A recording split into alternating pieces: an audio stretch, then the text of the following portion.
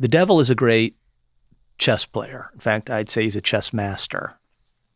And so by that I mean he's planning things many, many moves ahead. Like Bobby Fischer would have planned things many, many moves ahead years ago. He was a great chess player when I was growing up. Yep. Because you know how you want to get from here to here, but you've also got to see the moves and try to get in the mind of your opponent and the moves that are going to happen. So how did we get to Obergefell in the space of a relatively short period of time when even presidents like Clinton certainly and even Obama would have You're referring to the Supreme Court case. Yes, okay. yeah. That basically allows homosexual marriage, just so people know. Civil marriage, yeah. As the law of the land. Yes. When certainly Clinton and I think even Obama had an understanding that marriage is a man and a woman. That's the institution. It's a self-evident first principle. So let's accept it and move on from there.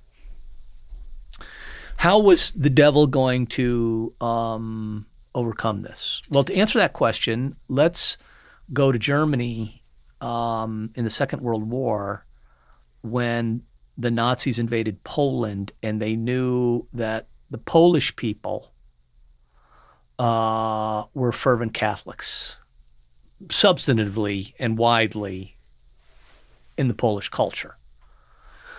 They knew that if we just started preaching Protestantism or trying to undermine the doctrine of the church, they weren't going to get far. So instead, they go after the morals. They try to corrupt the morals of the Polish people by doing what? Introducing abortion and contraception. So if we can undo the morals of the people, then we can affect their belief, which is very plausible. And we know it even from today that often people who are not in Mass anymore have compromised themselves in some significantly morally, often related to chastity, not exclusively, but often. And the spiritual sense gets dulled. Okay. And the moral sense, theological, the doctrinal sense gets dulled.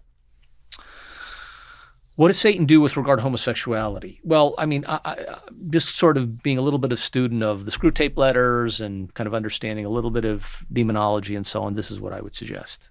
His two important moves. The first one is with regard to divorce. So when my parents were growing up, and before I was born in 1959, or when I was born in 1959, in the civil law in the United States, the only thing that was ensconced, that was contrary to the church's teaching on the Sixth Commandment fully, was divorce. No fault divorce? That was it. Well, that comes later. That really actually Reagan, unfortunately, is a proponent of that. So no fault divorce as a type of divorce is a little bit down the road. Down the road, okay. But it just starts with, we're going to separate. Now you need a magistrate and so on. But the point there is to say, if two people can decide when marriage ends or when it begins, apart from some other structure, man and woman, why can't two other people in a different setting say, this is what marriage is? So what divorce does is it attacks the substance and the essence of marriage in the sense of its permanence. It actually makes marriage synonymous with forming like an LLC or a corporation. It's a contract that we're both going to agree to dissolve. Right, exactly. When we decide that this is it. That's right. Okay, now that's not the Catholic understanding of the covenant of marriage, which is irrevocable in the same way that the covenant of the New Testament and Christ's self-giving to the church is irrevocable, which is our nuptial imagery again. So that's the first move. And divorce becomes gradually. Again, when my parents were growing up, there was a divorced person here or there. Yeah. There was still some sense of shame associated with it, but it's not widespread. But as time develops, sadly, it becomes really a plague. Because what does it mean? It means that hearts have been terribly disturbed and broken. And it got up to 50% of households, and then it actually went down. And you know why it went down? Because people weren't getting married. Exactly. Yeah. They just lived together. Yeah, anyway. they've just decided that it's too risky. Right. Exactly. So the devil's done his work well there. So again, it's about the logic in it is, or the ratio in it is, if two people can decide when marriage starts and stops, then two other people over here can decide what the nature of marriage is too. So that's his first move. The second move is contraception. Yes. So now we're back to Thomas's 4 contra naturam sins. Yep. And by the way, when I'm in the pulpit, I would not talk about contra naturam. Some of my brothers might have in different ways, but I wouldn't recommend it. It's just not the most winning way to explain this. But for the purposes of our theological explanation here, or our moral explanation, we can do this. So what are the 4 sins that Thomas says are contra naturam, such as they touch chastity? Bestiality, homosexual activity. Okay, he didn't say sexual feelings or inclinations. He says the action. Masturbation and contraception. He says contraception? Yes, he does. Those are the 4. Notice he doesn't say adultery. He doesn't say fornication, because those at least preserve the complementarity of the sexes. Wow.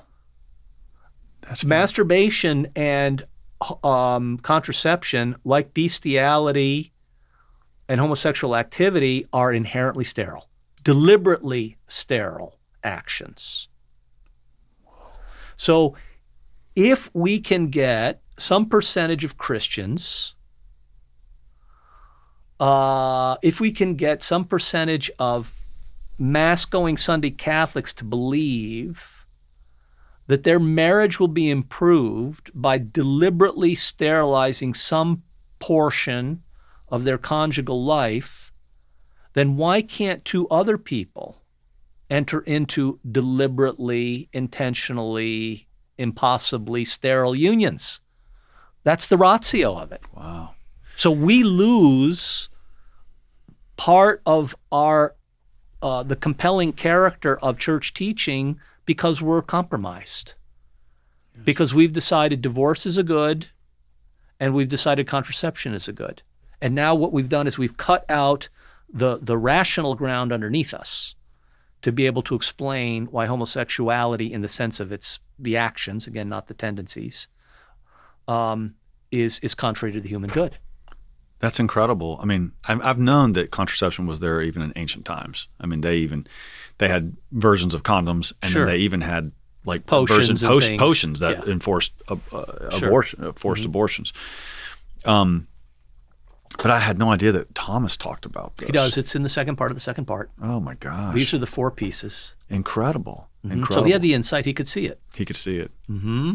So And so this is so can the devil. Well, That's the point. So he does. Because he has a much greater And if intellect he's looking at than those anybody 4, else. it's like, which one's the easiest to win on? Because which one's the easiest to make look like a good? Mm.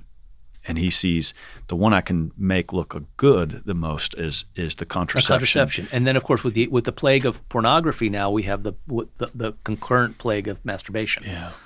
Which also, I think, explains part of the why people aren't getting married question. Yes. Yes. Hey, thanks guys for checking out the Conor Gallagher Show. Please take a moment to like, subscribe, or comment, or whatever you got to do to support it. And I appreciate that very much.